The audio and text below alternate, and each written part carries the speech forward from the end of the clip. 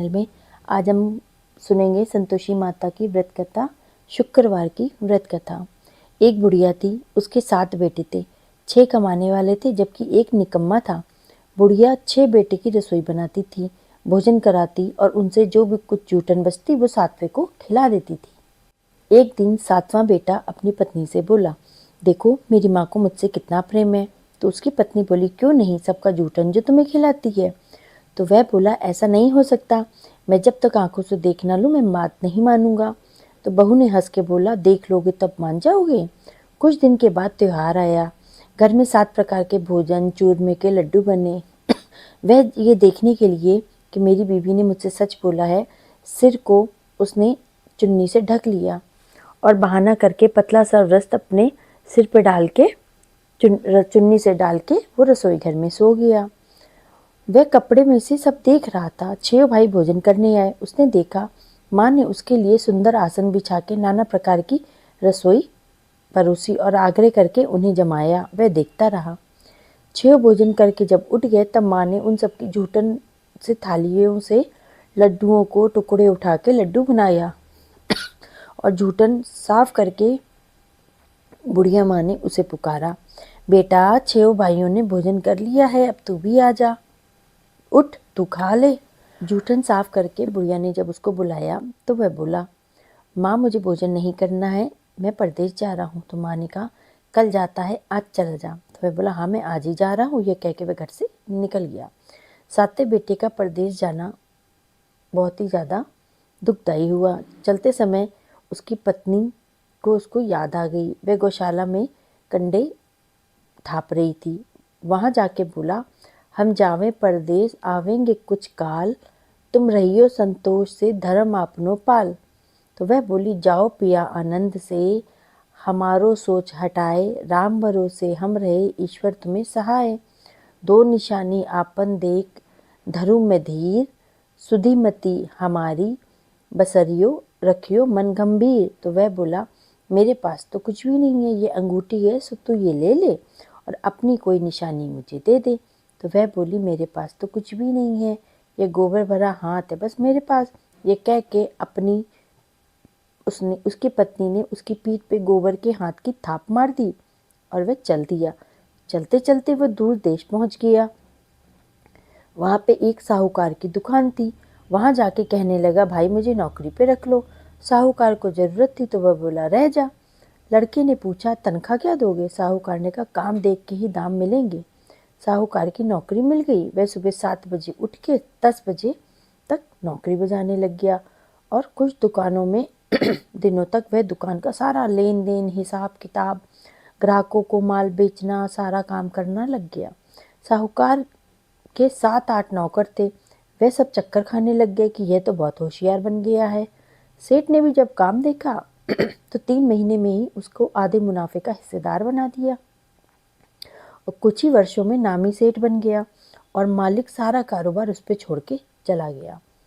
इधर उसकी पत्नी को सास ससुर दुख देने लगे, सारी गृहस्थी का काम कराने लग गए, उसे लकड़ी लेने जंगल भेज देते। इस बीच घर के आटे से जो भूसी निकलती उसकी रोटी बना के देते, फूटे हुए नारियल की नारेली में पानी देते। एक दिन लकड़ी लेने जा रही थी तो रास्ते में बहुत सारी स्त्रियां संतोषी माता का व्रत करती दिखाई दी।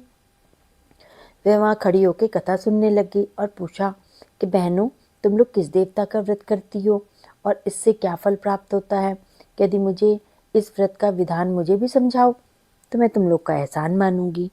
तो उसमें से एक स्त्री ने बोला, सुनो, ये संतोषी माता का व्रत है, इसको करने से निर्धनता दरिद्रता का नाश होता है और जो कुछ मन में कामना हो तब संतोषी माता उसको पूर्ण करती हैं। और व्रत की विधि वो उनसे पूछने लग गई। तो एक भक्त स्त्री ने बोला, 1.25 आने का गुड़ चना लेना, इच्छा हो तो 5.25 आने का लेना या 1.25 रुपए का सहूलियत के अनुसार से ले लेना। बिना परेशानी और श्रद्धा व प्रेम से जितना भी बन पड़े सवाया लेना।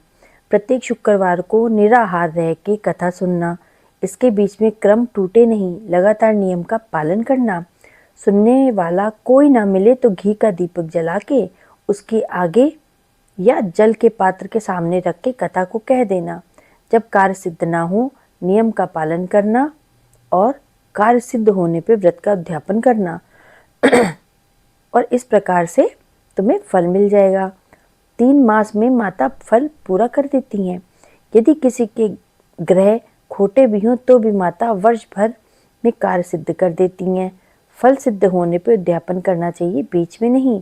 उद्यापन में 2.5 सेर आटे का खाजा तथा इसी परिमाण से खीर तथा चने का साग करना, 8 लड़कों को भोजन कराना, जहाँ तक मिले देवर जेठ भाई बंधु गेहूँ, ना मिले तो रिश्तेदारों और पास पड़ोसियों को बुला लेना, उन्हें भोजन करा के यथाशक्ति दक्षिणा देना और माता का नियम पूरा करना।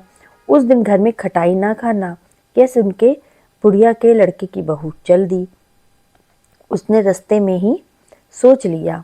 रास्ते में लकड़ी के उसको बोझ को बेच दिया और उस पैसे से गुड़ और चना ले लिया। माता के व्रत की तैयारी करने के लिए आगे चली तो सामने मंदिर देख के पूछने लगी, यह मंदिर किसका है?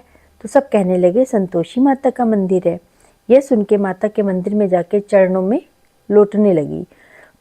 दीन हो विनती करने लगी, माँ मैं निपट अज्ञानी हूँ, व्रत के कुछ भी नियम नहीं जानती हूँ, मैं दुखी हूँ। हे माता जगत जननी, मेरे दुखों को दूर करो, मैं तेरी शरण में हूँ। माता को दया आ गई। एक शुक्रवार बीता कि दूसरे को ही उसके पति का पत्र आ गया और तीसरे शुक्रवार को उसका भेजा हुआ पैसा आ गया। यह देखकर जेठ जेठानी मुंह सिकोड़ने लग गए। लड़के ताने देने लग गए, काकी के पास पत्र आने लगे हैं, रुपया आने लगा है, अब तो काकी की खातिर बढ़ेगी। बेचारी सफलता को देख के प्रसन्न हो गई और सरलता से कहती, भैया कागज आवे रुपया आवे हम सबके लिए अच्छा है। ऐसा कहके आंखों में आंसू भर के संतोषी माता के मंदिर में आके मातेश्वरी के चरणों में गिर के रोने लग गई। माँ मैंने तुमसे पैसा कब मांगा था? मुझे पैसों से क्या काम है, मुझे तो अपने सुहाग से काम है, मैं तो अपने स्वामी के दर्शन करना चाहती हूँ। तब माता ने प्रसन्न होकर कहा, जा बेटी तेरा स्वामी आएगा। यह सुन के खुशी से बावली होके घर में जाके काम करने लगी। अब संतोषी माँ विचार करने लगी, इस भोली पुत्री को मैंने कह तो दिया तेरा पति आएगा, लेकिन कैसे? वह तो इसे सपने में याद भी नहीं करता है। उसे याद दिलाने के लिए मुझे ही जाना पड़ेगा। इस तरह माता जी उस बुढ़िया के बेटे के पास स्वप्न में गईं और प्रकट होकर कहने लगी, साहूकार के बेटे सो रहा है या जागता है? तो वो कहने लगा, माता सोता भी नहीं जागता भी नहीं हूँ, कहो क्या आज्ञा है? तो माँ कहने लगी, तेरे घर बार कुछ है कि नहीं? मेरे पास सब कुछ है, माँ बाप है, बहू है, क्या कमी है? तो माँ ने बोला, भोले पुत्र तेरी बहू घोर कष्ट उठा रही है, तेरे माँ बाप उसे परेशानी दे रहे हैं, वह तेरे लिए तरस रही है, तू उसकी सुध ले। तो वह बोला, हाँ माता जी यह तो मुझे मालूम है, परंतु जाऊँ तो कैसे? परदेश की बात है, लेन देन का कोई हिसाब नहीं है, कोई जाने का रास्ता नहीं आता, कैसे चला जाऊँ? तो माँ कहने लगी, मेरी बात मान, सवेरे नहा धो के संतोषी माता का नाम ले, घी का दीपक जला और दंडवत करके दुकान पे जाके बैठ जा। जमा का माल बिक जाएगा, सांझ होते होते धन का भारी ढेर लग जाएगा। अब बुढ़िया की बात मानकर वह नहा धो के संतोषी माता को दंडवत घी का दीपक जला के दुकान पे जाके बैठ गया। थोड़ी देर में देने वाले आने लग गए, रुपया आने लग गया, हिसाब लेने लगे और कोठे में भरे सामान के खरीदार नगद दाम दे के सौदा करने लगे। शाम तक धन का ढेर लग गया। मन में माता का नाम ले चमत्कार देख प्रसन्न होकर वो घर के जाने वाले के लिए तैयारी करने लग गया। उसने गहने खरीदे, कपड़े खरीदे, सामान खरीदा। यहाँ पे काम से निपट के तुरंत घर के लिए रवाना हो गया। उधर उसकी पत्नी जंगल में लकड़ी लेने जाती और लौटते वक्त माता जी के मंदिर में विश्राम करती। वह तो उसके प्रतिदिन रुकने की एक स्थान बन गया था। धूल उड़ती देख के वह माता से पूछती, हे माता यह धूल कैसी उड़ रही है? तो माता कहती, हे पुत्री तेरा पति आ रहा है, अब तू ऐसा कर, लकड़ियों के 3 बोझ बना ले और एक को नदी के किनारे रख दे, दूसरे को मंदिर में और तीसरे को सिर पे रख। तेरे पति को लकड़ियों का गट्ठर देख मोह पैदा होगा और वह यहाँ रुकेगा, नाश्ता पानी खा के माँ से मिलने जाएगा।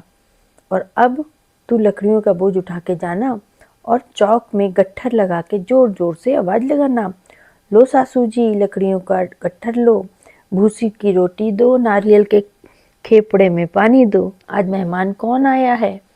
माता जी से बहुत अच्छा कह के प्रसन्न होके उसने लकड़ियों के 3 गट्ठर बनाए। एक को नदी के किनारे पे रख दिया, एक को माता जी के मंदिर पे रख दिया। इतने में मुसाफिर आ पहुंचा। सूखी लकड़ियां देख के उसकी इच्छा उत्पन्न हुई कि हम यहीं पे विश्राम कर लें, भोजन बना के खा पी के गांव जाएं। इसी तरह रुक के भोजन बना, विश्राम करके गांव को गया, सबसे प्रेम से मिला और उसी समय सिर पे लकड़ी का गट्ठर लिए वह उतावली सी आती है।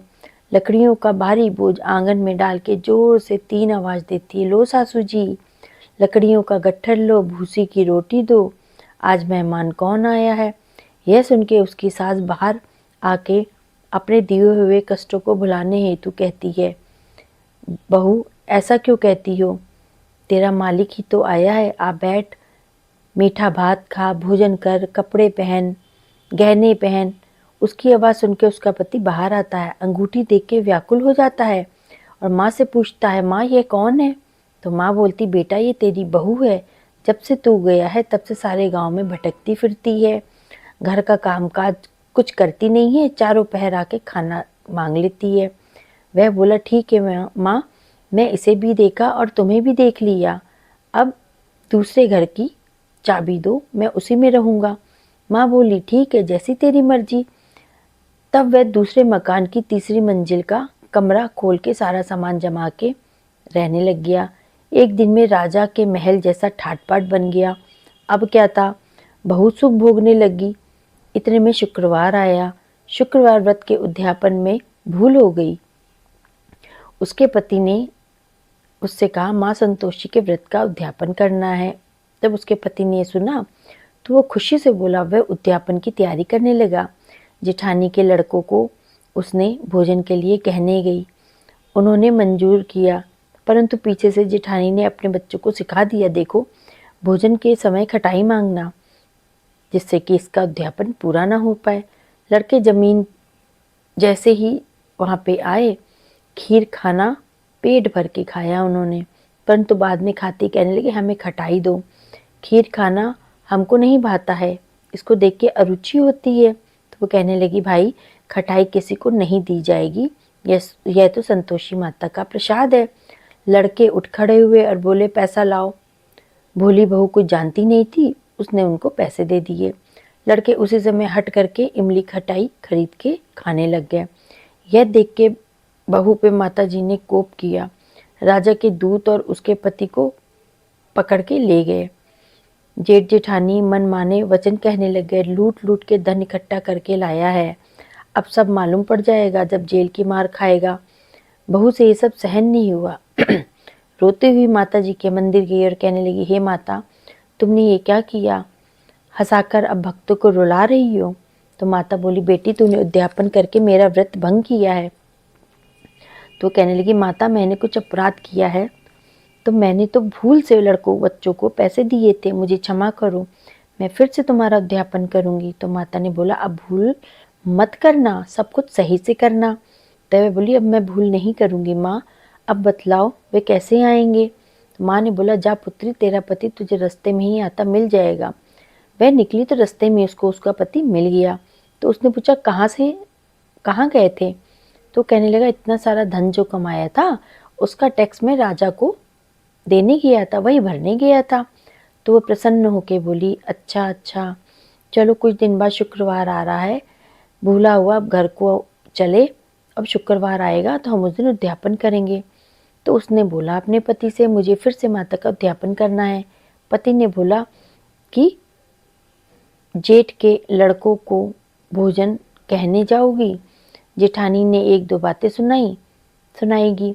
तो कहती कोई बात नहीं। जब वो उनको भोजन के लिए कहने गई तो जेठानी ने उसको ताने मारे और सब लड़कों को सिखाने लगी कि अब तुम लोग पहले की तरह ही खटाई मांगना। लड़के भोजन करने से पहले कहने लगे, हमें खीर नहीं खानी है, हमारा जी बिगड़ जाता है, हमें खटाई खाने को दो। तो वह बोली खटाई किसी को नहीं मिलेगी, आना है तो आओ। फिर वे ब्राह्मण के लड़के को जाके भोजन कराने लगी। यथाशक्ति दक्षिणा की जगह एक एक फल उन्हें दे दिया। संतोषी माता प्रसन्न हो गई। माता की कृपा होते ही 9वें महीने में ही उसको चंद्रमा के समान पुत्र की प्राप्ति हुई। पुत्र को पाके प्रतिदिन माता के मंदिर को जाने लगी और यह रोज आती है। माता ने सोचा कि ये तो रोज मंदिर आती है, आज क्यों ना मैं इसके घर चलूं। यह विचार करके माता ने खूब भयानक सा रूप बनाया। गुड़ चने से सना हुआ मुख, ऊपर से सूंड के समान होंठ, उस पे मक्खियां भिनभिना रही थी। दहली पे पैर रखती उसकी सास चिल्लाई, देखो रे कोई चुड़ैल डाइन आ गई है, चली आ रही है, लड़कों इसे भगाओ नहीं तो किसी को खा जाएगी। और लड़के भगाने लगे, चिल्ला चिल्ला के खिड़की बंद करने लगे। बहू रोशनदान से सब कुछ देख रही थी, प्रसन्नता से पागल हो गई, चिल्लाने लगी, आज मेरी माताजी मेरे घर आई हैं। वह बच्चे को दूध पीने से हटाती है और इतने में सास का क्रोध फट जाता है। वो बोली, क्यों उतावली हुई है, बच्चे को पटक दिया। इतने में माँ के प्रताप से लड़के नजर आने लगे। वह बोली, माँ, मैं जिसका व्रत करती हूँ ये वही संतोषी माता है। सबने माता रानी के चरण पकड़ लिए और विनती करने लगे, हे माता, हम तो मूर्ख हैं, अज्ञानी हैं, तुम्हारे व्रत की विधि को हम नहीं जानते। व्रत को भंग करके हमने बहुत बड़ा अपराध किया है। जगत माता, हम अपना अपराध के लिए आपसे क्षमा मांग रहे हैं, हमें क्षमा करो। और माता इस पे प्रसन्न हो गई। बहू को प्रसन्न हो करके जैसा फल दिया है वैसा ही फल हम लोग को भी दो माता रानी। जो इस कथा को सुनता अथवा पढ़ता है, माता रानी उसकी सभी मनोकामनाएं पूर्ण करती हैं। बोलो संतोषी माता की जय। माता की आरती। जय अम्बे गौरी मैया, जय श्यामा गौरी, तुमको निश दिन ध्यावत हरि ब्रह्मा शिवरी। ओम जय अम्बे गौरी, मांग सिंदूर विराजत, टीको मृग मद को, उज्ज्वल से दऊ नैना, चंद्र वदन नीको। ओम जय अम्बे गौरी, कनक समान कलेवर, रक्तांबर राजे, रक्त पुष्प गलमाला, कंठन पर साजे। ओम जय अम्बे गौरी, के हरिवाहन राजत, खड़क खपर धारी, सुर नर मुनि जनत सेवत, तिनके दुख हारी। ओम जय अम्बे गौरी, कानन कुंडल शोभित, नासाग्रे मोती, कोटिक चंद्र दिवाकर, समराजत ज्योति। ओम जय अम्बे गौरी, शुंभ निशुंभ विदारे, महिषासुर घाती, धूम्र विलोचन नैना, निशिदिन मदमाती। ओम जय अम्बे गौरी, चंड मुंड संहारे, शोणित बीज हरे, मधु कैटभ दऊ मारे, सुरबहीन करे। ओम जय अम्बे गौरी, ब्रह्मानी रुद्रानी, तुम कमला रानी, आगम निगम बखानी, तुम शिव पट रानी। ओम जय अम्बे गौरी, 64 योग निगावत, नित्य करत भैरो, बाजत ताल मृदंगा और बाजत डमरू। ओम जय अम्बे गौरी, तुम ही जग की माता, तुम ही हो भरता, भक्तन की दुख हरता, सुख संपत्ति करता। ओम जय अम्बे गौरी, भुजाचार अति शोभित, वर मुद्राधारी, मनवांछित फल पावत, सेवत नर नारी। ओम जय अम्बे गौरी, कंचन थाल विराजत, अगर कपूर बाती, श्रीमाल के तुम्हें राजत, कोटि रतन ज्योति। ओम जय अम्बे गौरी, श्री अम्बे जी की आरती, जो कोई नर गावे, कहत शिवानंद स्वामी, सुख संपत्ति पावे। ओम जय अम्बे गौरी, जय अम्बे गौरी मैया, जय श्यामा गौरी, जय अम्बे गौरी, जय माता दी। अगर आपको वीडियो पसंद आया हो तो इसको लाइक, शेयर और सब्सक्राइब करिएगा। जय माता दी।